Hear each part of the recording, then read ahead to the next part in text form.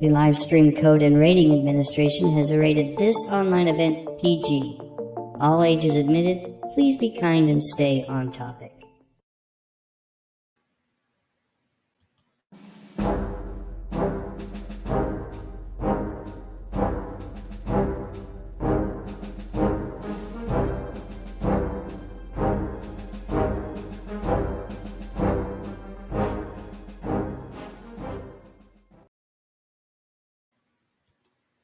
Good evening and welcome to the Good Stuff Live.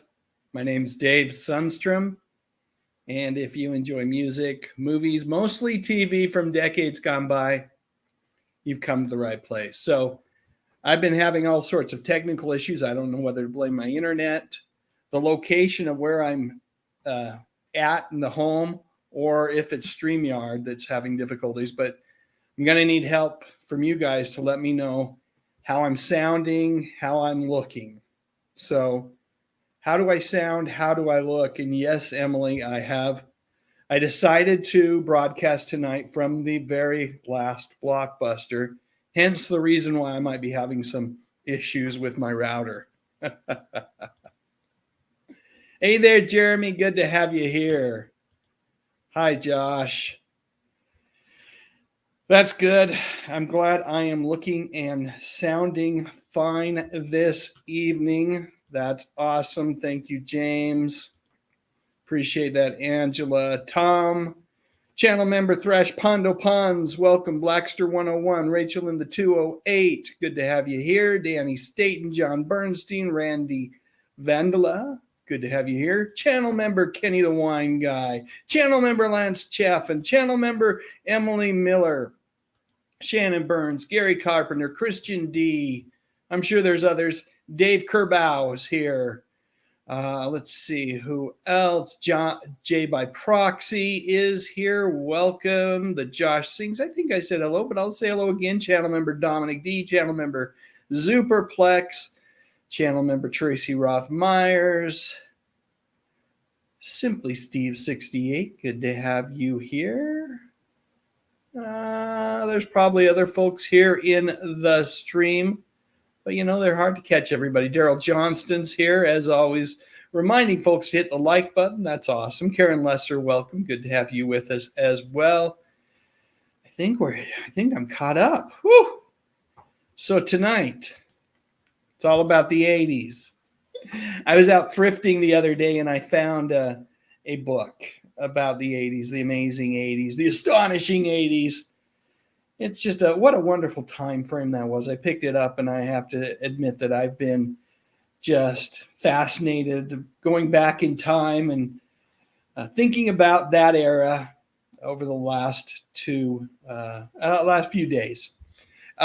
Super chat from my friend and channel member Rob Pinto. Thank you, sir. And the request is in. The Welk will be off for the evening. So we've got plenty of other clips to play. Should a super chat roll my way. But thank you there, Rob. I appreciate the support. And I do have a little something for you, my friend. As always, appreciated.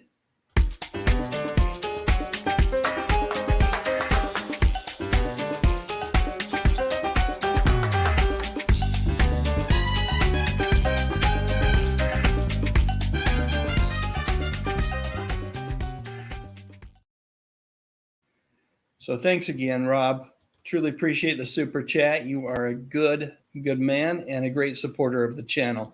So a couple things. Those folks that have joined me this evening simply to win the drawing. I hope that's not why anybody is joining and hanging out in the stream. But if you are by chance, bad news, no drawing tonight. But just a heads up that next Wednesday's live stream will be the traditional look inside the current issue. In this case, it'll be the March issue of Remind Magazine, and I will be giving away an annual subscription to Remind Magazine next week. And then the weeks after that, maybe I'm thinking about going the week after that, maybe giving away 2 of those Retro Fan magazines. Those aren't annual subscriptions, but rather just single issues that are mailed out. But think we'll do that the week after this, or after the Remind Magazine one next week. So that's where we stand. No giveaways tonight. My apologies. What else do we have? So here's what we're going to do. We're going to talk about 80s TV shows, 80s movies. Then we're going to play some 80s trivia. Of course, I'm going to intersperse some commercials along the way. I'm going to throw some comments on the screen like I always do. John Bernstein says, already hit the like button before you started. Thank you, good sir. I do appreciate the 2 thumbs ups, John H. Truly appreciate it. And Rosalia Zarita is with us tonight. How's it going there? Mark Gerard, a.k.a. Jerry Gillespie in the house. Fantastic. I'm glad I'm looking and sounding fantastic. The green tint is my green screen behind me. It does kind of give it a little sleestacky feel, doesn't it? Particularly when with the hands, if they move fast. If they move fast, that green screen effect isn't all that great. I've got to work on that. I think if I do, I think it's all about lighting. But you know what? I'm kind of still experimenting with the green screen. Simply Steve 68. Yes, that's the bunker. Channel member Dave Claroni in the house. Welcome. Good to have you with us. So let's start. Let's get rolling here. Let's talk about 80s TV shows first. So I'm going to ask you all in a minute just to share your favorite TV shows from the 80s, but let's play this first. The 80s were a golden age of television with shows that have stood the test of time. There was the A-Team, a group of ex-military men who would help people in need and never shy away from a good old-fashioned fight.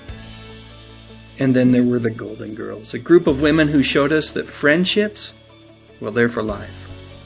And Cheers, a place where everybody knows your name. And Miami Vice, which brought us the best of 80s fashion and music, all wrapped up in a crime drama. These shows not only entertained us, they also helped shape the culture of the time and continue to influence us today. So let's take a moment to remember the TV shows from the 80s that made us laugh, cry, and sometimes even sing along. What was your favorite 80s TV show? There you go. What was your favorite television show from the 80s? That's what I want to know, and I'm going to go ahead and put it on the screen. Let's see what we've got here. See, the Josh Singh says, Alf. Yeah, that was a fun show. From the Planet Melmac. It was going to be one of the trivia questions tonight, but I thought, too easy. I did throw in a couple of easy questions and a couple hard ones. Let's see what we got here. Jay by Proxy says, Cheers and Golden Girls kind of ruled the 80s for me. Both great shows, really great shows. Danny Hooley says, Teen, Win, Lose, or Draw. That's not one I expected to hear tonight, but I love it. Alan Belomo, channel member Alan Bellomo says, the A-Team. Channel member Thrash Pondo Pond says, Hill Street Blues. Angel McArdle said, love the A-Team, Alf, the Golden Girls, and Rachel in the 208 says, simply too many favorite shows to pick just one. You know, the great thing, though, is if you have a couple you want to share, no one's going to hold it to you. You know, you can change your mind tomorrow. That's one of my favorite things about picking favorites. Daryl was on an educational kick during the 80s and watched more PBS than anything. And Gary says, I don't know where to start. Now, here's another one of my favorites. Alan Bellino points out Knight Rider, yes. And Danny Hooley says, Teen Win, Lose, or Draw, of course, was a spinoff from the original grown-up version of Win, Lose, or Draw. Antonio Rodriguez says Knight Rider. And channel member Dave Claroni says A-Team, Night Court, Hill Street Blues, Saint Elsewhere. Rosalita Zarita says love Cheers. And Thrash Pondo says Saint Elsewhere. Tom McCluskey says never watched Miami Vice. You know what? I didn't watch it all that frequently either, although it certainly did have an impact on, you know, the late 80s. Fashion, music, all those things. Simply Steve 68, Knight Rider. Good choice, good choice. And channel member Emily Miller says there were so many. There sure were. Kitty Mom points out one of my father's favorites, Murder, She Wrote. And super fan Lance Chafin, super friend, I should say, Lance Chafin says the A-Team. Let's see. Jeremy Johnson says A-Team was amazing. Pity the fool. Hey, Starland, it's good to have you here this evening. Al Oduwardi says V, Next Generation, Alien Nation, Cheers. Not necessarily the news, and Kids in the Hall. Okay, you had some HBO, didn't you? John Bernstein says MacGyver and Paul Rotter. Oh, yes. Leslie Nielsen, so funny. Police Squad, came out as a TV show before it actually transitioned to motion pictures, where it was arguably more successful as a movie series. Danny Hooley says, I only found a handful of the 65 teen win, lose, or draw episodes videotaped in 89 and 90 at the MGM Disney Studios in Orlando. I imagine those might be a little difficult to find, Danny. Kahana says, Knight Rider. Tom Lemery says, Different Strokes, Facts of Life, Family Matters were some of them. And John H. says, I'm not sure if it's the tops for me, but I'll pick Mr. Belvedere right now. Love it. Otherworld, Thrash Pondo, Robert, Bob. I don't remember that show. You're going to have to help me out, buddy. Gary Carpenter says A-Team, Knight Rider, Golden Girls, Murder, She Wrote. And channel member Keith E. says the A-Team. I pity the fool. I pity the fool. Channel member Superplex says Bill Cosby, whose name we shall not speak, but you made me speak it. Lamont Bradford says A Different World, Dallas. Jay Aldridge agrees with Lamont and says Dallas. Kahana says Facts of Life. And Daryl Johnson, here's what he was watching on PBS. This Old House. Daryl, are you an Antiques Roadshow fan, perchance? That's a show I really enjoy on PBS. I'm a thrifter. I love going to the thrift stores and looking for treasures. And sometimes you just find some amazing things. Thrash Pondo, that's where I found my combo DVD VCR not too long ago. Now, I did have to go on eBay and order a remote, but it is a fantastic unit. And, I got to play my VHS tapes. Rome Ticklin says Star Trek, The Next Generation, technically in the 80s, but crossed over into the 90s. A lot of shows did, right? And some shows that were really thought of as 80s shows, like the Dukes of Hazzard, actually began in 79.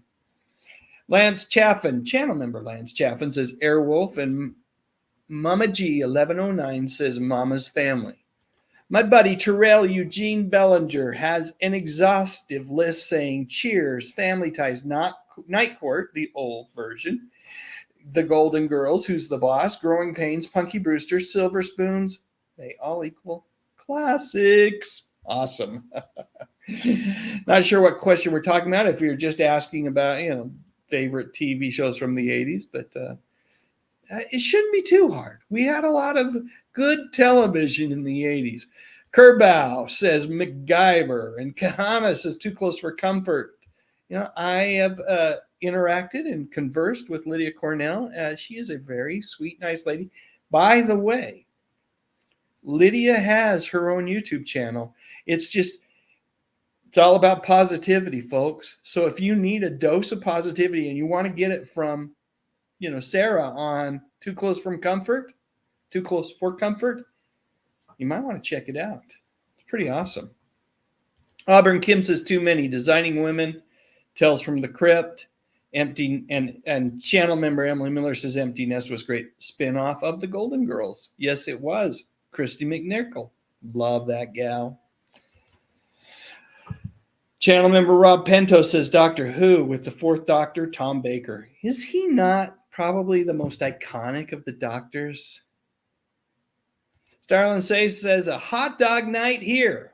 Is that what you're having for dinner tonight? We're having trout and sweet potatoes in the Sundstrom home. I actually was cooking it up before the live stream. I'm going to have to eat it after. It took a little longer than I thought. It's a big piece of fish. Randy Vandala says Miami Vice actually met Don Johnson in the cast. How cool is that? And Daryl Johnston, talking about the Dukes of Hazzard, I think, says, I know it started in 79, but no one really cares. And Rosalia says she calls him Bill Cosby. That's pretty good. Yes, the final season of the A-Team, Robert Vaughn joined the cast. It was kind of a retooling of the show a little bit, making it a bit grittier.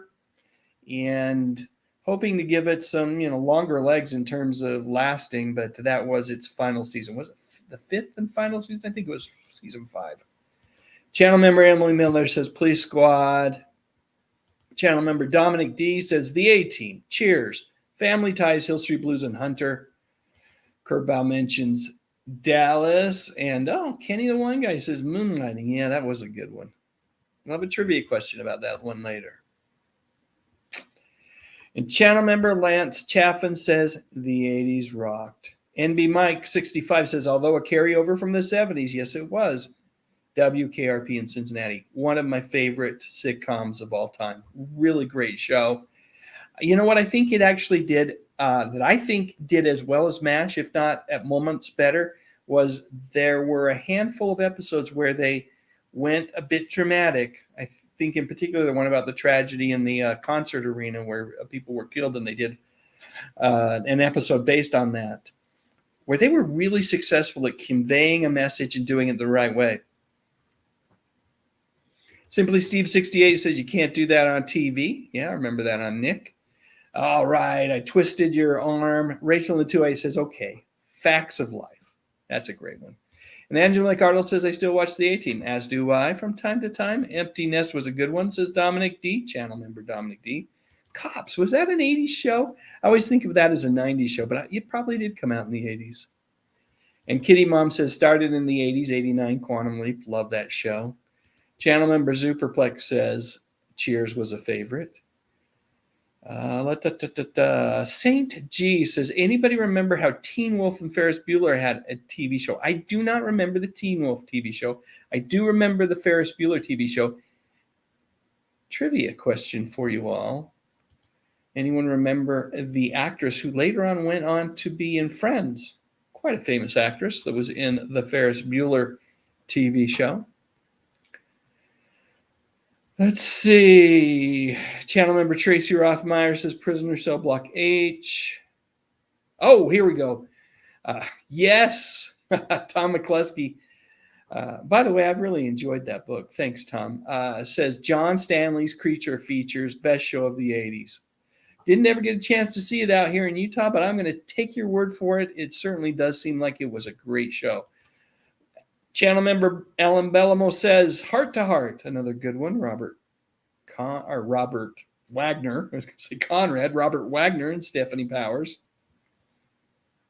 And the Josh Sings the Night Court is coming back. The Josh Sings Says Night Court is coming back. It has already come back. It's about 6 episodes in. I've done a couple videos on it, one on Where's Bull? And the short answer is Richard Mole just doesn't want to come back. Although if you want to go within the universe of Night Court answer is he's on the planet Jupiter. The other video I did was, is Night Court too woke? And I don't like the term woke, by the way. But I did it for the video. I do not think it is too woke. And I don't think actually being woke is all that horrible of a thing. I think it's actually the idea of being open to ideas of diversity and inclusivity and accepting of all. I really feel those are powerful and important ideas. Now we can throw, well, I'm not getting into politics here, but that's the other video I did on Night Court. And so the jury's out on the new version of Night Court, people. There's been a couple episodes I've really liked, and then it's just not as strong. Now, if you go back and watch the first few episodes of the original Night Court, I'd hate to judge the entire series based on that as well, because it really kind of found its footing, I think, in season 3 when Marky Post joined the show. And then you had this really great cast. Anyway, moving on. Rachel in the 208 says Quantum Leap. Kana, was that in the 80s? I thought that was late 70s, but that was a great show. It didn't last very long. Barbara Eden. Tales of the Gold Monkey, I sure do, with Stephen Collins. Thrash Pondo says, cheers. All right, we're going to stop here. We're going to stop here because I've got more to talk about. We got to talk about movies and we got trivia to do. So let's do this. Let's move on. And let's talk about movies for a minute. Let's get this off the screen first. Then we'll do this. The 80s were a decade of iconic movies that are still beloved today. There was Back to the Future, a time-traveling adventure that showed us the importance of family and friendship. And The Breakfast Club, which taught us that we all have something in common, even if we come from different walks of life. And E.T. the Extraterrestrial, which brought us the story of a boy and his alien friend, and showed us the true meaning of love and friendship. And Ghostbusters, which brought us a team of unlikely heroes who saved New York City from ghosts and ghouls. These movies not only entertained us, they also shaped the culture of the time and continue to influence us today. So let's take a moment to remember the great movies from the 80s that made us laugh, cry, and fill all the fills. What was your favorite 80s movie? All right. And what was your favorite movie from the 80s? I'll share mine. It's not a perfect movie, but I really, really love Batman. That was from 1989 with Michael Keaton and Jack Nicholson. Runner-up for that would be, of course, The Empire Strikes Back, my favorite of the Star Wars films, which was released in 1980. Raiders of the Lost Ark was fantastic as well, and the original Ghostbusters was a lot of fun. And Back to the Future was great, too. So I've got a lot of favorites. It depends on the day which one's my actual favorite. Let's see which one you guys loved, or which movies you guys loved. And I'm seeing some great ones here. Let me get to the top here, and we can start talking about them. Okay, channel member Lance Chaffin says Beverly Hills Cop. Kahana says Ferris Bueller's Day Off. Such a good one. I was actually serving a Mormon, an LDS mission in 1985 or 86 when that movie came out, and didn't get to see it for a year, but was one of the very first that I saw when I came home, and I loved that movie. I love John Hughes films. Beverly Hills Cop, says channel member Lance Chaffin. Nice. NB Mike 65 says Trading Places, another fun one. One of Eddie Murphy's best, really. Let's see. Paul Rodder says The Empire Strikes Back. Yeah. Danny, am I missing you? Am I missing things that you're saying? Did I not say hello to you? Or where's the invisibility coming from, buddy? I certainly don't want to make anyone feel invisible, but of course you understand with the chat sometimes you just don't see everything that's coming your way. Simply Steve 68 says the Nightmare on Elm Street movie series. That's a good one. Love the first three, all the way up to Dream Warriors. Plus that soundtrack for 3 with Dawkins was fantastic. Channel member Emily Miller says 80 movies were the best. Yes, they were. And Lance Chaffin mentions the Swayze B-movie classic Roadhouse. That was a good one. Let's see. Boy, I don't know what Pixote is. I've never heard of it or seen it. Well, obviously I haven't seen it if I haven't heard of it. Angela McArdle says Ghostbusters. Yes. Channel member Thrash Pondo Pond says Repo Man. You are a kind of a cult movie kind of guy. Jeremy Johnson says anything with Schwarzenegger and Stallone. Yes. Now Max Headroom, they didn't make it. There wasn't a movie made out of that. I know there was a TV show, but there wasn't a movie, was there? Let's see. Channel member Lance Chaffin mentions Footloose. Part of that movie was filmed right here in the lovely state of Utah. And Danny Hooley says one of my fave 80s movies is the joint Disney Touchstone film Who Framed Roger Rabbit. Yeah, with Bob Hoskins. So good. So good. Channel member Tracy Rothmeyer says Trading Places. Let's keep going to the movies. Randy Vandalist says Back to the Future. Angela McArdle says too many. Yeah, as I was starting to talk about my favorites, the list is long. You know what? That does not surprise me, Retro Nerd Girl. Terminator, the original version, 1984. Fantastic movie. So good. James Cameron really kind of just... That's where I think people really took notice of the man. Short Circuit, Ali Sheedy, Steve Guttenberg. I'm a big Steve Guttenberg fan. I love his work. The Indiana Jones movie, says channel member Dominic D. Channel member Lisa Field says 48 Hours. Let's see.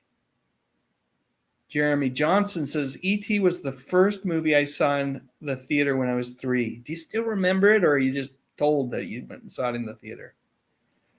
Randy Vandala says, Back to the Future and E.T. Great movies. Channel member Lance Chaffin says, Action Jackson with Carl Weathers and Vanity.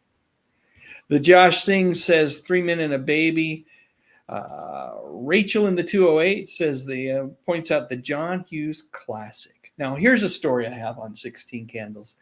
I remember watching it over at a friend's house, and we just fired up the movie. And if you remember, it's just minutes into the movie where Molly Ringwald drops the F-bomb. And it's a PG movie, right? But we had little kids in the room, and Dad, not my dad, but the friend's dad, was marching down the stairs as the F-bomb is blurted out. And he walked over to the VCR, hit the stop button. He said, We're not watching this in my house. So we went over to someone else's house and watched it. Anyway, Alan Bellamo, channel member Alan Bellamo says, Return of the Jedi. I waited in line for about 16 hours to see that movie on opening day. Got on the news here in Utah. It was at the Center Theater on State Street. And me and my buddies, we hung out there. And that was great. You know, there's nothing like standing in a line for hours and hours, sitting in a line sometimes, but to make a movie even better. Not my favorite of the Star Wars movies, but it certainly is a fun one still. Tracy Roth Myers, channel member Tracy Roth Myers, says a little romance. And John H. says, Back to the Future is my favorite 1980s movie. I actually spent the extra dough to see Back to the Future 2 on opening night, 11/22/89. That's a movie that has gotten better with time. Back to the Future 2. The whole trilogy has, I think. Channel member Rob Pinto says 1980s Star Trek, maybe not the best movie, but it brought back Trek to, but that's 79?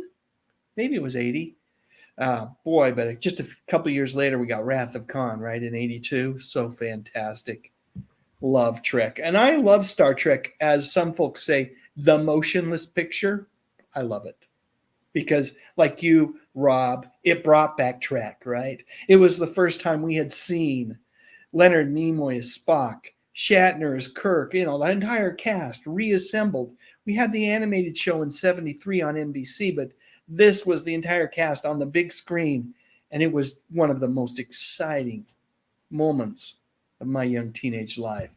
Okay, RRT 2001, channel member RRT 2001 says Back to the Future. Danny Hooley says Who Framed Roger Rabbit.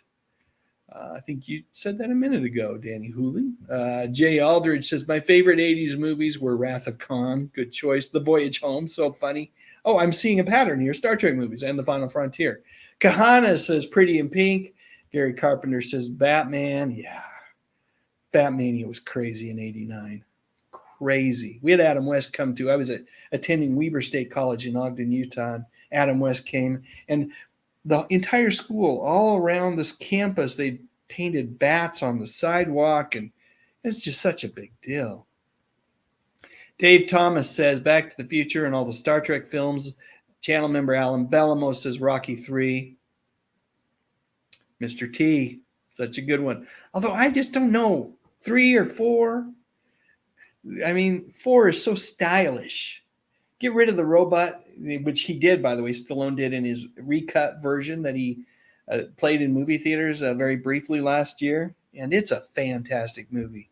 Channel member Elisa Field says Batman was a good movie to me. Channel member Keith E says the Molly Ringwald films. So good. I love Molly Ringwald. And Kenny the Wine Guy says Die Hard. Yeah, that was a channel member, Kenny the Wine Guy, points out a fantastic holiday film. And Kitty Mom says Die Hard's one of my favorites too. Seldom talked about 80s flick. It came out in 1980. My Bodyguard. Really fun movie. Really fun movie. And James Dye points out Empire Strikes Back and Return of the Jedi. Cindy Pruitt says E.T. Let's see. Yes. Oh my goodness. Yes, that was a good movie. Bad Boys with Sean Penn. Still remember that scene where he wraps up all the cans in the pillowcase. You remember it, right? MB Mike 65.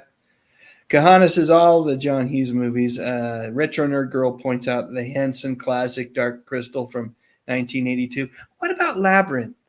What do you think about Labyrinth? I haven't seen you. Maybe you have done something on Labyrinth over on your channel, folks.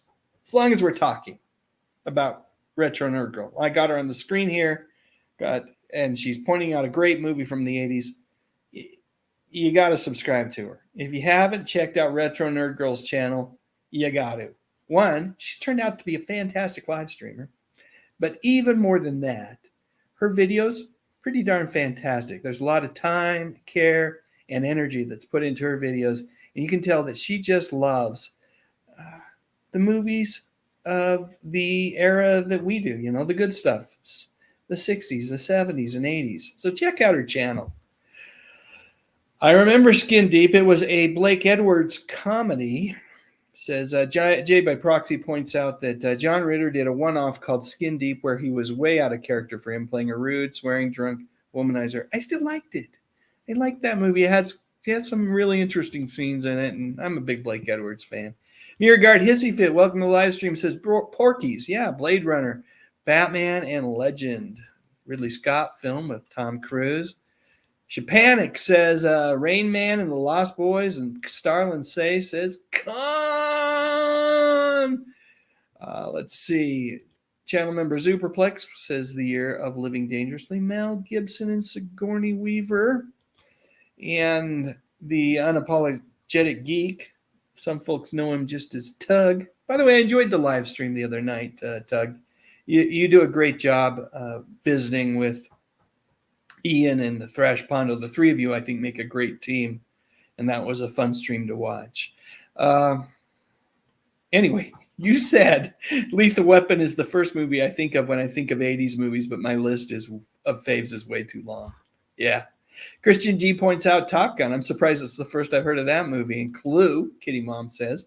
Rome Ticklin says The Empire Strikes Back. And Karen Lester says I went to see Ghostbusters 3 times when it came out. Was anybody as disappointed with Ghostbusters 2 as I was? I had funny moments, but just the end where they're moving in the Statue of Liberty with a Nintendo controller. I know you're supposed to just let things go in those kind of movies, but I couldn't. Lamont Bradford says Raging Bull and Purple Rain, and channel member Emily Miller says Labyrinth. Oh, and Brent points out another great movie. Yeah, Witness is a good one. Keith Risk, you are a bit late, but we are so tickled to have you with us, and I'm going to stop from this now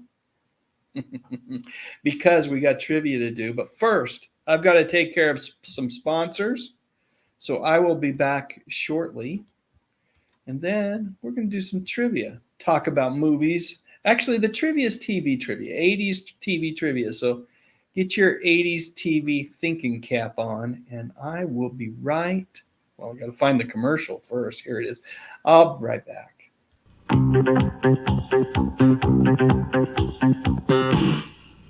it in the air. Elation. A brand new fragrance from Impulse.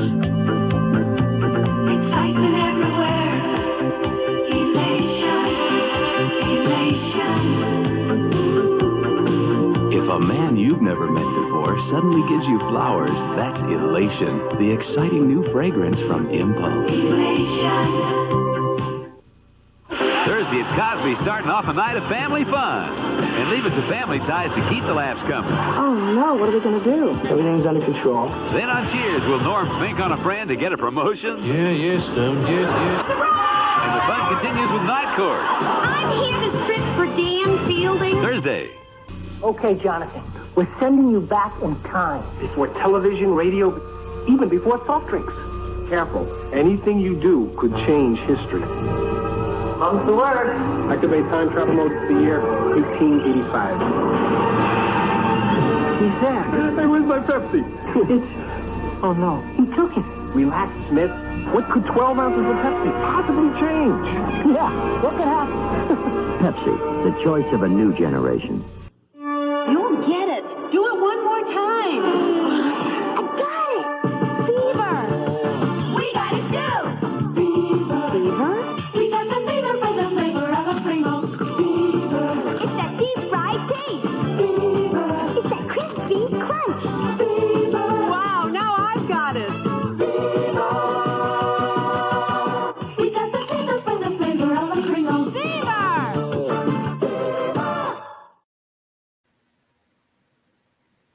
All right, we're back. Everybody ready? Question number 1.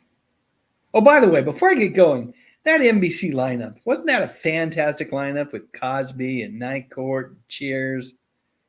Oh, so good. All right, question number 1. Which TV show starred Tom Selleck as a private investigator living in Hawaii? I told you a couple of these were easy. Well, this one's one of the easy ones. By the way, I'll check to see how everybody's doing on after the 3rd question, the 6th question, and then at the end. So, the new version of Magnum PI has moved from CBS to NBC. I'm not a big fan of it. I couldn't get into it. I mean, sometimes I want to. I really do want to get in. I really want to give reboots like Quantum Leap and Night Court.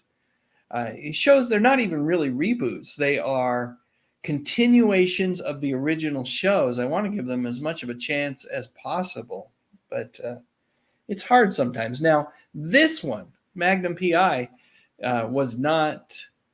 Boy, I gave away the answer. That was so dumb.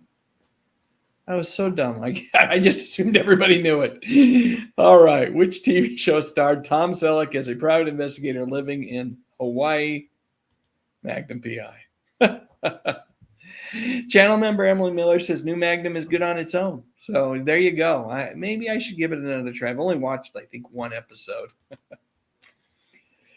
Okay. I'm going to be better now. Now that that was the gimme one. I think this one, next one might be fairly easy too, but I promise not to give the answer. So, question number 2 on Cheers. What character was a replacement for Coach? Was it Cliff, Frasier, Norm, or Woody? Go ahead and put your answer in the chat if you want, or you can just, lock it in your old noggin. That works too. And I'll put a timer on the screen. 30 seconds should be plenty for this question. And we will see what the answer is in just a minute. I was a big Cheers fan. I was one of those folks that found Cheers early on during that first season and was really excited that it got renewed because the ratings were not great for that show during the first season. But I really, I dug the Sam Diane thing. All right.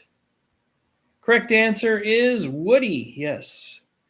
Woody, played by Woody Harrelson, was the replacement for Coach.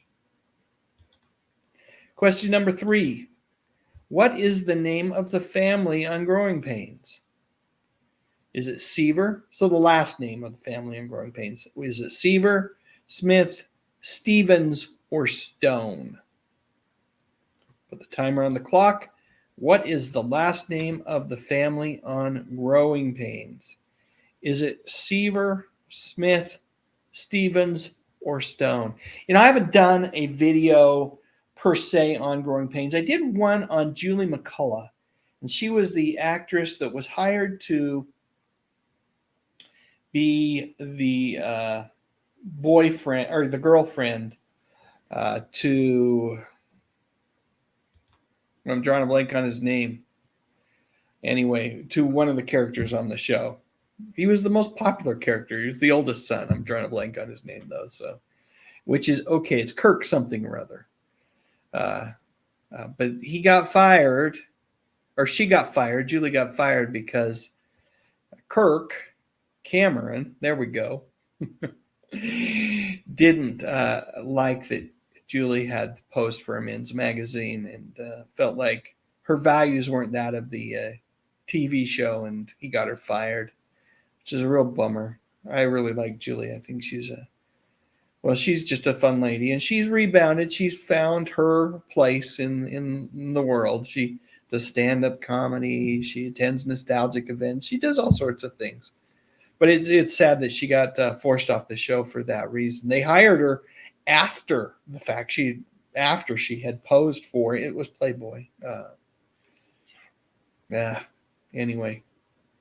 Correct answer on this one is Seaver. That is the last name of the family on Growing Pains. All right. Let me go ahead and go here, and let's see some scores, folks. Tell me how you're doing.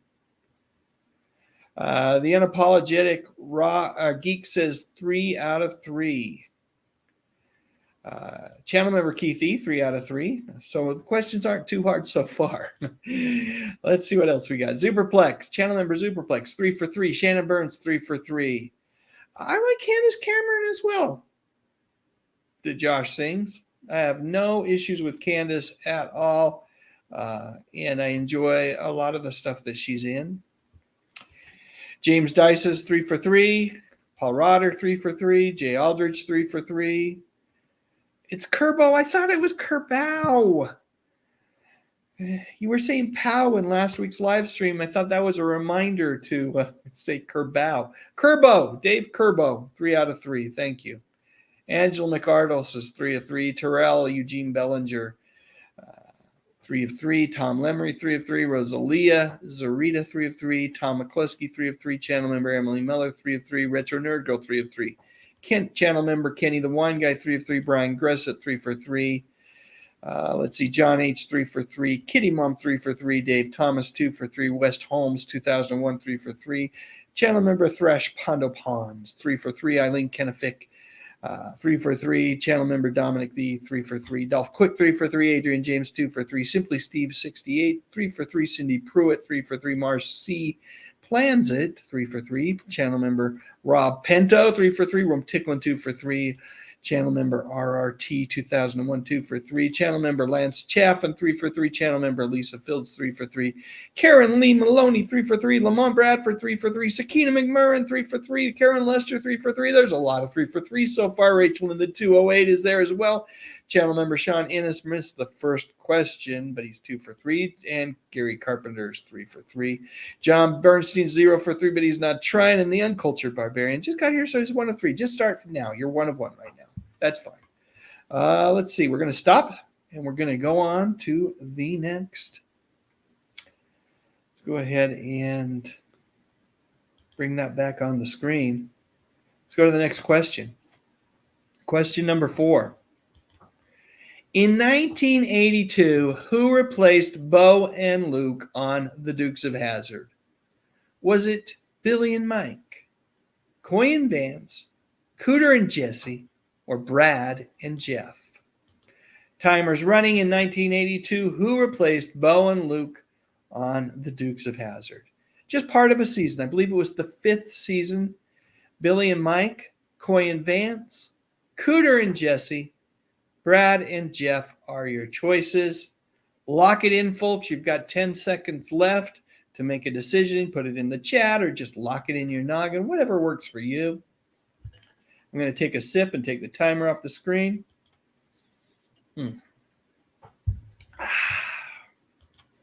Coy and Vance is the correct answer. Moving on to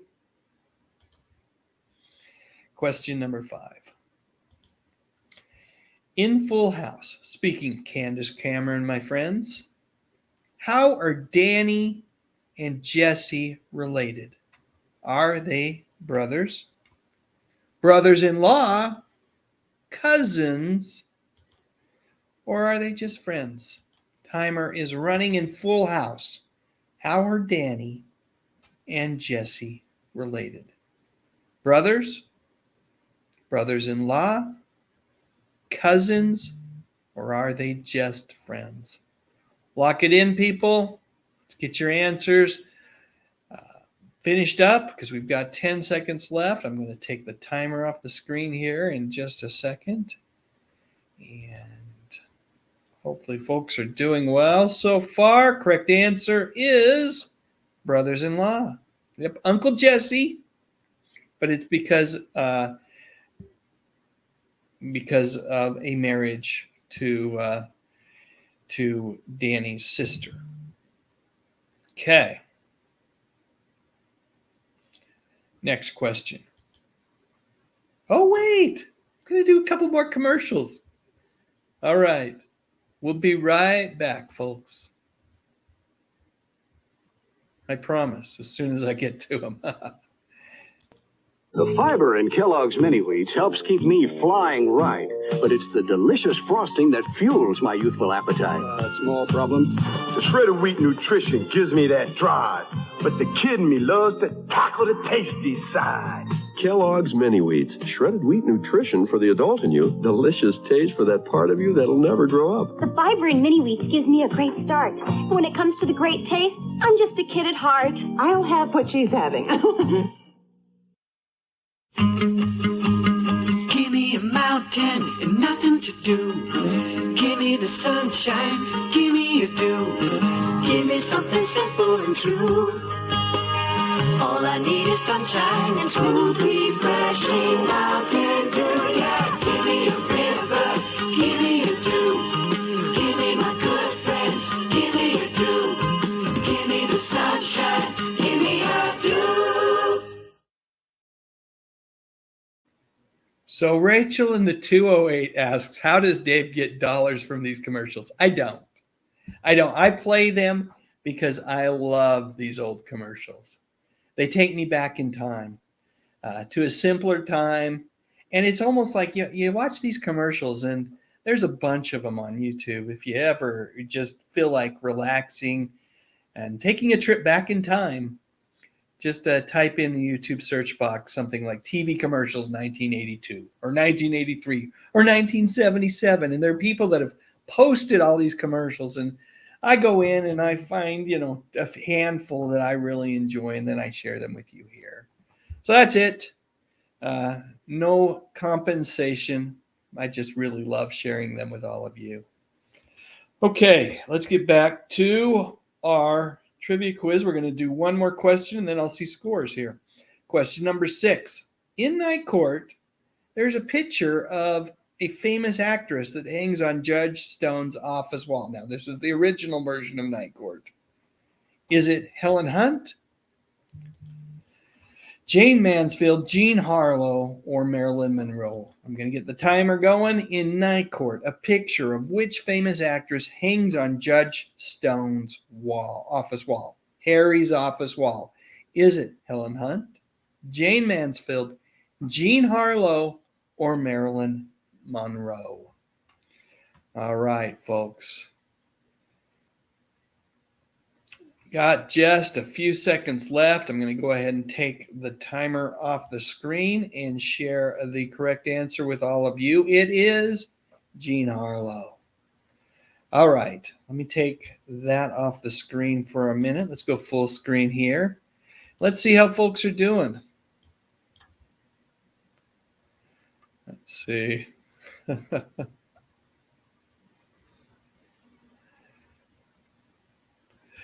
Yeah, channel member. I didn't think of that.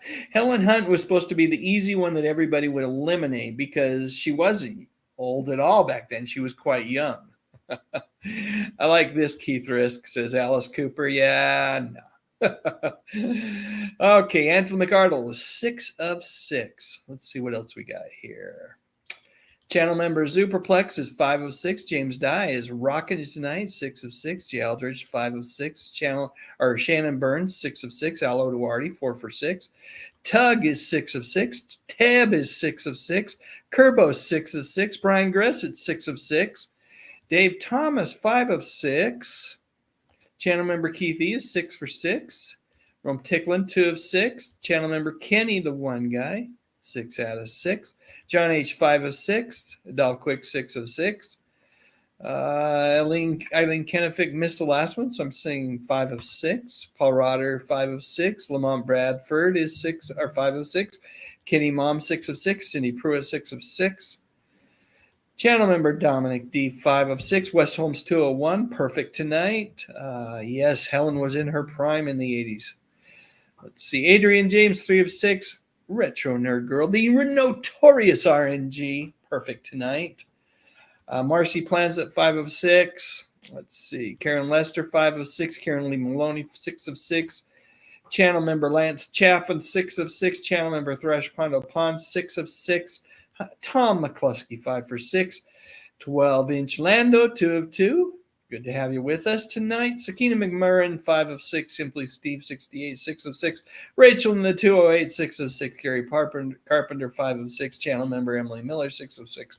James Bashirs, 3 of 6. Rob Pinto, channel member Rob Pinto says, 4 of 6. Best commercial of all time is the Coke commercial. I'd like to teach the world to sing. It sure is a great one. Love that song. Let's see. Channel member Lisa Fields is 6 of 6. Channel member Sean Innes says, I used to be a member at the same gym as Helen. I was never lucky to see her. 4 of 6. Tom Lemery's 4 of 6 as well. Missed 2 questions because his phone went backwards in the stream. That doesn't even count. You're 4 of 4 then. Custom God just got here, so he's here for the last 4 questions. And John Bernstein is 1 of 6. Keith Risk is Blink 182. Okay. Don't know what to say to that other than a fine band. Not a score for the trivia, though. Don Crab is 4 of 6. We're going to stop there. Let's get rolling. Let's finish this trivia up tonight. What do you say? Let's burn through these last 4. Question 7. What does the A in A-Team stand for? Is it action, alpha, amazing, or awesome? Again, what does the A in A-Team stand for? Is it action, alpha, amazing, or awesome?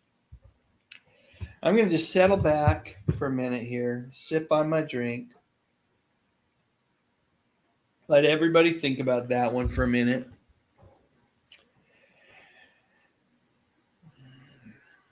For a show about these team of veterans from Vietnam, it really wasn't all that violent of a show. I mean, there was some violence in it, but you would have thought it would be a lot more violent than it was. Correct answer is alpha. Question 8. On the Golden Girls, which characters are related?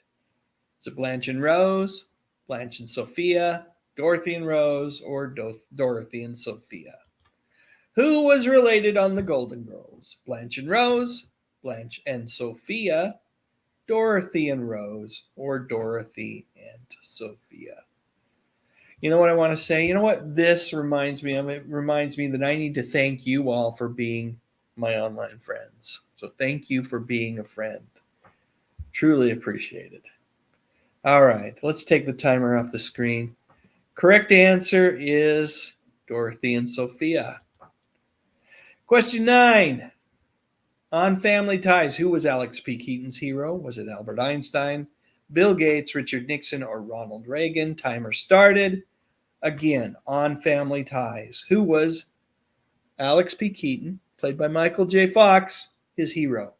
Was it Albert Einstein, Bill Gates, Richard Nixon, or Ronald Reagan? The 80s really was. It was, as you could say, it was the decade of Tom Cruise, but for me, it was the decade of Michael J. Fox. He just had so many wonderful movies that came out during that decade. And then he was just so strong in Family Ties as well. Correct answer is Ronald Reagan. Moving on to our last question of the evening. What is the name of the show featuring the Blue Moon Detective Agency? Is it Knight Rider, Moonlighting, Riptide, or Remington Still? Timer is running. Again, what is the name of the show featuring the Blue Moon Detective Agency? Is it Knight Rider, Moonlighting, Riptide, or Remington Still? Lock your answers in the chat or just in your noggin if you don't feel like typing. I'm excited to see everybody's scores. I think a lot of you did really well tonight. Correct answer is Moonlighting. All right. There we go. Let's see scores.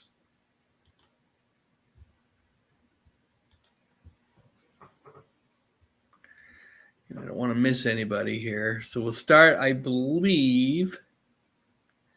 This is the first one I see. Paul Rotter, 7 of 10. Nicely done. Angela McArdle rocking it tonight. 10 of 10. Definitely meritus of that emoji smiley face. You're very welcome, Kenny the Wine Guy. Channel member. Kenny the Wine Guy. Tug is 10 out of 10 tonight. Booyah! Nicely done. The Uncultured Barbarian says, hey, I think when John LaRoquette finally won an Emmy, he thanked Michael J. Fox for leaving television. He may have. And also, LaRoquette eventually asked to have his name removed from the Emmy ballots because he won a handful of times for that role as Dan Fielding on Night Court. Channel member Emily Miller's 9 of 10. Rachel in the 208 says, yeah, it's softballs. Too easy. Channel member Lance Chaffin, 9 of 10. Good job tonight. Jay Aldridge, 8 for 10. Cindy Pruitt, 9 for 10. Channel member Superplex, 8 for 10. James Dye, 9 for 10. Custom God, 1 for 4. Okay. James Bashir, 7 of 10. Kitty Mom, 10 of 10. Simply Steve, 68, says 8 of 10. And Thrash Pondo Ponds, 10 for 10. Rachel in the 208. I figured since you said they were too easy, 10 for 10. RNG, 9 of 10. Folks visit her channel. Terrell Eugene Bellinger, 9 of 10. Shannon Burns, 9 of 10. Dave Thomas, 9 of 10. Marcy Plans at 9 of 10. Dave Kerbo. See, there you go with the kapow again. 10 of 10. Karen Lee Maloney, 9 of 10. Karen Lester, 8 of 10. John H., 8 of 10. Yeah, Riptide was underrated. The channel member Dominic D, 8 of 10. Lamont Bradford, 8 for 10. Tom McCluskey, 8 for 10. Channel member Sean Innes, 6 of 10. Well, then you were 6 of 9, right? If you weren't here for the first question. Eileen Canafek was 8 of 10. Brian Gressett, 9 of 10. Dolph Quick, 10 of 10. West Holmes, 2001, 10 of 10. Channel member RRT, 2001, 8 of 10. Gary Carpenter, 9 of 10. A Tug just wanted to beat Emily. Adrian James, 5 of 10. The Uncultured Barbarian got 8 for 8. Nicely done. Tom Lemery, 7 of 8. Kenny the Wine Guy, channel member Kenny the Wine Guy. Sorry about that. 9 of 10. Channel member Emily Miller says, Tug, I will find you. And Sakina McMurrin says 9 of 10. And Rome Ticklin was 4 of 10. Channel member Keith E was 10 for 10 tonight. Nicely done. You know what? I think the 80s were a lot of us. It was a niche for a lot of us. And channel member Rob Pinto, 7 of 10, says Alex P. Keaton was on the Nixon fan club, and he liked Reagan too. Let's see. Congrats to all the 10 of 10s, says channel member Sean Innes. Nicely done. Randy Vanilla was one of them, 10 of 10, and John Bernstein was 1 of 10. He says, I answered most without even knowing or even the real answer. So he was just kind of there with us, just hanging out on auto drive, autopilot. Let's see. Apparently, if you said Nixon, you should count it. So I always thought Reagan was his really the one he really loved. Tom McCluskey, 8 of 10. RNG, see another one that's got tripped up. Our retro nerd girl thought it was probably went Nixon as well, sounds like. 12-inch Lando was 3 of 5. Super fan. Channel member Lisa Fields, 10 of 10. I think we're good. I'm glad you like the background, Barney. You know what I did this with? I did this with one of those artificial intelligence drawing tools. I kind of described it, and then I asked it, gave it some commands in terms of style and how I wanted it, and I think it turned out really nicely. It's my little blockbuster background. Okay. I love this. Autocorrect is the ducking worst. That's funny. All right, folks. You know what? We're hitting the hour. I think that's all I have in me tonight. I think that's it. All I have in me tonight, but I sure appreciate each one of you. And for those folks like Danny Staten and others who I really think the world of, if I missed any of you tonight in terms of your comments, that type of thing, we had over 100 people in the stream, and it's just so hard to catch them all. But I want you to know that each one of you, channel members, non-channel members, everybody that decided to spend an hour with me tonight. You truly are appreciated. And to that end, there's no better man than Fred Rogers to share how I feel about each one of you. You are special.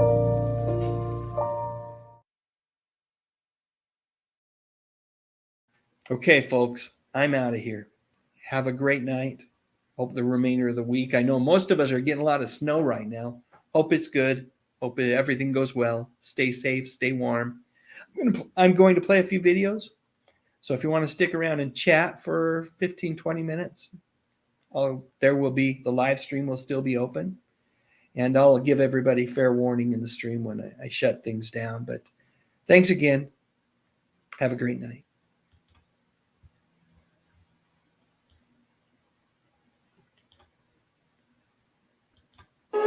They come to her as strangers. Some are young, some are starting over. And through the magic that she alone possesses, somehow she brings them together. And out of strangers, she makes lovers. The Love Boat. She's with you. We're with you on ABC. With you.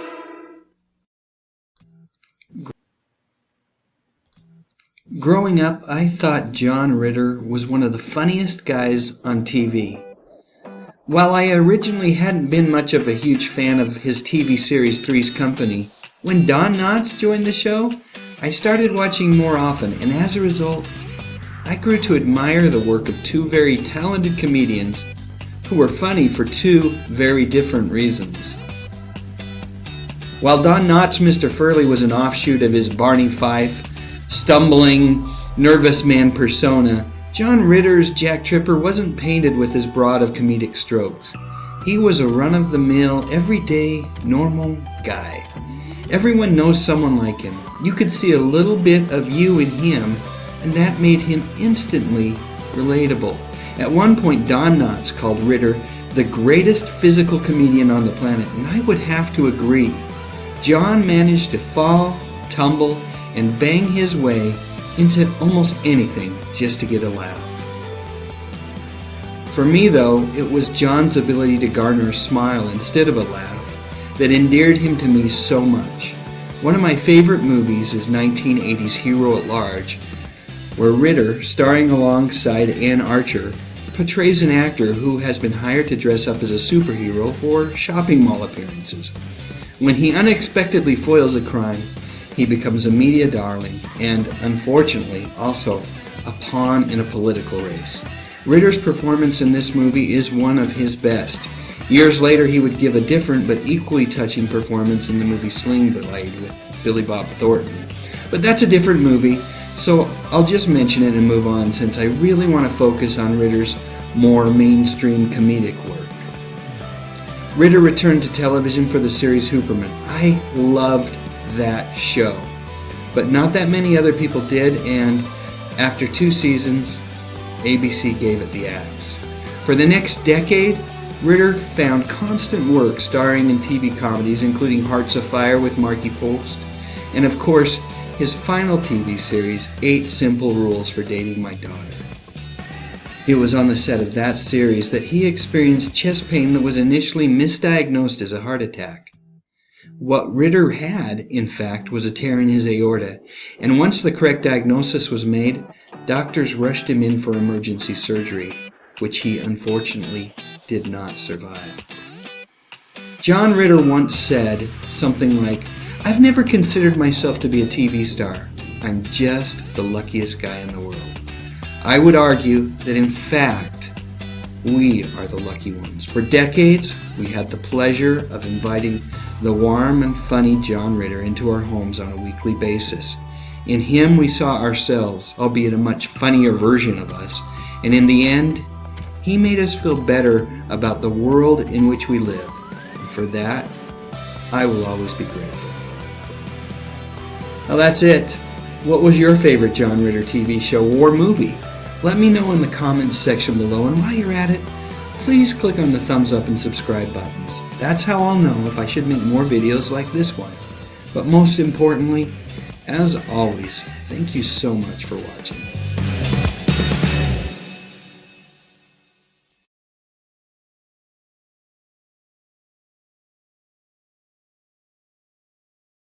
MeTV, which stands for Memorable Television, is my absolute favorite TV network out there. For years I've been able to pick it up with an over-the-air antenna, and most of the time the signal and picture are pretty darn good.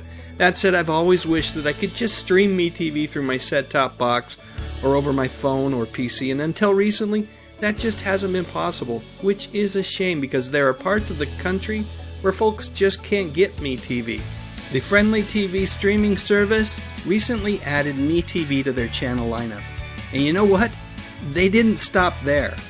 They've also got Heroes and Icons, better known as H&I, and Decades, and there's even more than that. Right now, Friendly TV has 9 channels that are dedicated to playing classic TV shows and movies 24 hours a day, 7 days a week. And you know what? There's more on the way. The really cool thing is that between all of these channels, it's pretty darn easy to find most of the TV shows that we all loved when we were growing up. And have I mentioned that you get all this for just $6.99 a month? Quite frankly, if MeTV had a streaming service of its own, I'd be willing to pay that price.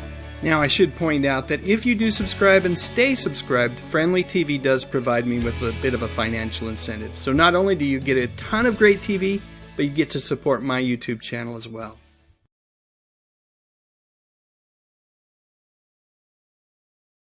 When the pirate movie debuted during the summer of 1982, it was immediately panned as a quick money grab to take advantage of the then popular Broadway revival of Gilbert and Sullivan's Pirates of Penzance. It was a box office bomb. The critics hated it, and the movie, which was filmed in Australia and starred Christy McNichol, Christopher Atkins, and Ted Hamilton, well, it failed both domestically here in the US as well as internationally. However, over the years, the film, first through repeated viewings on HBO, VHS tapes, and then DVDs, has gained more than a cult following. Yes, this movie is fondly remembered and has become beloved by many. This movie, more than any other that I can think of, just screams, I was made in the 80s. It's super cheesy for sure, but at the same time, it's sweet and it's innocent. It takes the viewer back to a time when things were simpler and it was okay to mix classic Gilbert and Sullivan with pop music. Sure, there are purists that were appalled by this, but again, this was the 80s. It was okay. Nobody was going to get hurt. By the way, I love the heavy-handed Baskin-Robbins product placement at the beginning of this movie. It's like the makers of this film wanted everyone to know right up front, nothing was sacred here. And yes, there is a lightsaber reference in the movie. This movie doesn't take itself seriously in any way. It's a tongue-in-cheek, wacky comedy of a movie. As mentioned previously, it's based off of the Pirates of Penzance, which if you really think about it, is pretty lighthearted in its own right. Ted Hamilton is quite good with his zingy one-liners. It's a movie just to have fun with and laugh at. Notice that I said at and not with. Let's talk about the original songs in this movie, written by Terry Britton, who has written a ton of songs for folks like Olivia Newton-John and Tina Turner. I think those songs are really good. Okay, one could make an argument that Pumpin' and Blowin' is not a good song, but How Can I Live Without Her, Hold On, and Happy Ending are instantly memorable and great songs in their own right. They sound like they were written in the late 70s and early 80s, and that is absolutely not a bad thing. And who knew Christy and Chris could sing as well as they do? This movie doesn't overstay its welcome. It clocks in at a very reasonable 104 minutes, not too short, not too long. Far too often, movies, especially musicals, seem to creep over 2 hours, and in some cases get darn close to 3. For me, most films, especially musicals, should be able to tell their story in less than 2 hours. All I want is to hear a handful of good songs, laugh a little bit, and be taken away from reality for just a little while. And in the case of the pirate movie, it accomplishes all 3 of those things very well. The full movie is on YouTube right now, by the way. At some point, they'll probably take it down. But my guess is that it will always be somewhere online where you can watch it legitimately. It's an often maligned musical gem, but you know what? Totally worth watching. At least that's my opinion. What do you think? Do you remember this film and did you like it? Let me know in the comments section below. And if you like this video, I'd love a thumbs up. I'd also be honored if you would consider subscribing to my channel. I talk about music, movies, and television, mostly from the 50s, 60s, 70s, and 80s. You know, the good stuff. But most importantly, thank you so much for watching.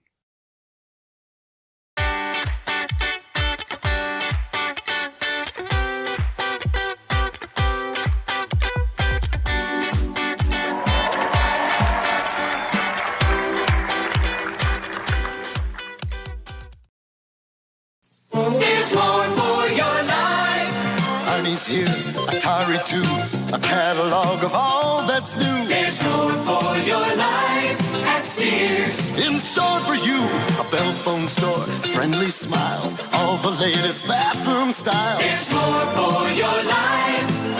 In store for your life. There's more for your life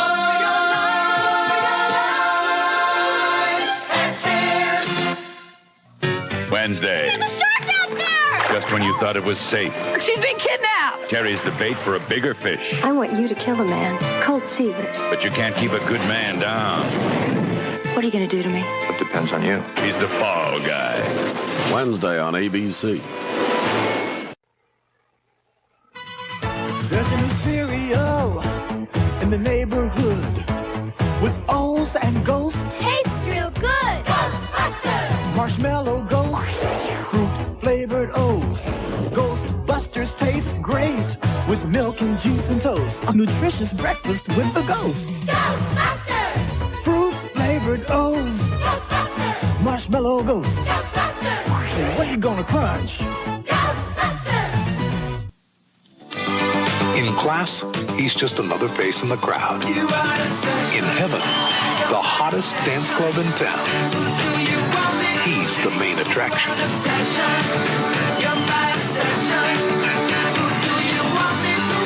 When the feeling hit them, there was no place hotter than heaven. A night in heaven. Rated R. Starts Friday at a selected theater near you. The honest beauty of Stephanie Powers. My makeup has to look as if it's part of me. So my makeup is moisture wear. Make it yours. 1 week from tonight, a motion picture that takes you beyond imagining. The day before. There's not going to be a war, is there? The day of. This is not an exercise. Over 300 missiles inbound now. The day after. Parental discretion advised. Lawrence, Kansas. Is anybody there? Anybody at all? The finer things in life. Happily, some are affordable, like Grey Poupon Dijon mustard. Grey Poupon is so fine, it's even made with white wine. Its original French Dijon recipe adds distinctive flavor to beef, pork, and poultry, salad dressing and sauces, and of course, sandwiches. So enjoy one of life's finer pleasures. Pardon me, would you have any Grey Poupon? But of course. Grey Poupon. It even has wine.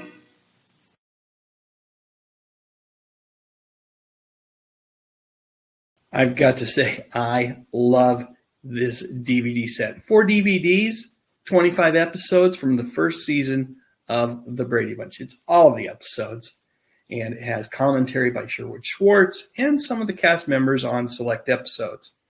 Now, you ask yourself, why would I buy the DVD set when I can watch these shows on a streaming service? Well, 2 reasons. 2. One is that, you know what? You never know when they might take them off the streaming service. This has happened time and time again to me. The other one is sometimes I don't want to pay for all those streaming services, and this is a must purchase for me because of that.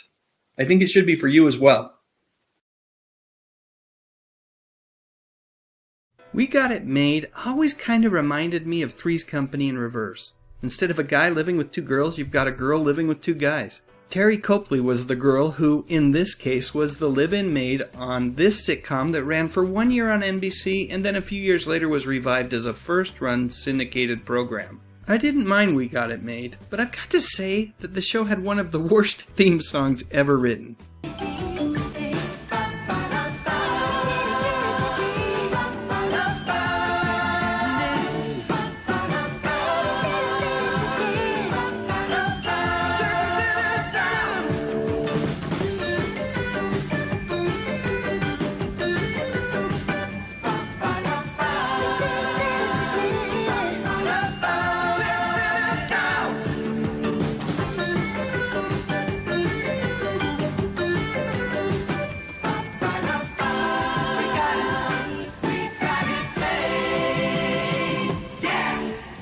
Whoever wrote that thing was seriously phoning it in. It had very few lyrics and a cliched 80s musical arrangement that even back then had to seem old and tired. So now that I'm done ranting about the theme song, I will say that the cast wasn't bad, although Matt McCoy was replaced when the show returned in syndication. And Terry Copley? Well, she was the best of the bunch. In many ways, she reminded me of a young Suzanne Summers. She brightened up every scene that she was in, and I really thought that she was going to be a huge star. Of course, that didn't happen. Why? Well, the first thing that I'd point to would be the way that the darn show was marketed. Where Three's Company had the full faith of ABC during its run on the network, I get the feeling that NBC wanted the show to be crazier, nuttier, and perhaps even a bit more risque than it actually was. I always felt like We Got It Made worked best when it focused on the blossoming relationship between the three main characters. It allowed Copley to actually hone her acting skills, which were still fairly rough during her 2 seasons on the show. Those opportunities, sadly, were often cast aside in favor of roles that more often than not highlighted Copley's more obvious talents. An NBC World Movie premiere, she was a beautiful woman. I believe in you. With a burning desire for stardom. Maybe we can help each other. Would a tragic moment's indiscretion Get your hands off me. cost her the man she loves? Inspired by a true story, I Married a Centerfold, next on NBC. I do remember watching this movie way back in 1984. How could I not? Along with Copley, you had Tim Daly and Potsy Weber himself, Anson Williams. I guess the best thing that I can say about this movie is that the cast rose above the material. I doubt that while Copley was making that movie, she could have predicted that a half-decade later, she would actually accept an offer from Hugh Hefner and team to pose for his magazine. Over the years, Copley has reflected on that particular decision and acknowledged that her choice might have been a bit of a mistake, at least in her case. But really, it's hard to blame her. I'm sure she was looking for a way to boost a career that had lost a little bit of steam. Although she had been able to land numerous guest roles on various TV programs, the movie offers that came her way, well, they were low-budget B and C grade films. And her personal relationships hadn't worked out all that well either. By 1990, Terry was twice divorced, her first marriage being to fake Christopher Mayer. Yep, things weren't going all that well. But then, Terry rediscovered her spiritual side. When Terry was a little girl, she had a neighbor who used to share Bible stories and treats with her and the other children who lived nearby. She has shared that at that young age, she felt a love from a higher power, only to lose focus when she prioritized acting over everything else. Over the past couple of decades, Terry has become even more fervent in her faith and belief in a supreme being that loves her, cares for her, and wants to see her succeed. There's a great video on the 700 Club's CBN website where she talks about a return to her roots. She also talks about her recent return to the entertainment industry, making faith-based motion pictures such as Redeemed. I haven't watched this one yet, but when I do, I will post a review of it right here on this channel. Even with all of her efforts to find spiritual peace, there are moments in everyone's life where things don't always go as planned. And I have got to believe that this is the case with the little bit of craziness that surrounded Terry and her daughter, who appeared on Dr. Phil together a couple of years ago. On that episode, Terry expressed her concern that her pregnant daughter's boyfriend wasn't treating her the way that he should be. I think it's fair to say that from time to time, life gets a little bit nutty for all of us. It's my sincere hope that just like Terry did in the early 90s, she can find a way to focus on what is most important, her family as well as her spiritual well-being. And I'm confident that this positive woman who has boatloads of faith will once again find the light in her life that she's looking for. If you feel so inclined to join her on that journey, you might want to check out Terry's very own YouTube channel, or maybe even wander on over to Terry's website titled Sons of God, where she shares her own heavenly out-of-body experiences. Yep, at this point, I think it's fair to say that the Terry Copley that we knew through TV shows and movies during the early 80s has left the building. And while I totally understand why it is important for Terry to find inner peace and spiritual comfort, I'm not going to lie and say that I don't miss the 80s version of Terry just a little bit. Speaking of that version, you know, Terry made a great guest appearance on another one of my favorite shows, Quantum Leap. In that particular episode, which took place in the mid-70s, Terry played a character who sounded and acted just a little bit like Marilyn Monroe, who I understand was something of a real-life influence for her. Alright, what do you think? Did you enjoy We Got It Made? And do you remember that horrible theme song? Please share your memories in the comments section. And while you're at it, if you enjoyed this video, I would appreciate it if you gave it a thumbs up. And what the heck, why not consider whether or not you'd like to subscribe to my channel? I talk about music, movies, and mostly television from the 50s, 60s, 70s, and 80s. You know, the good stuff. But most importantly, and as always, thank you so much for watching.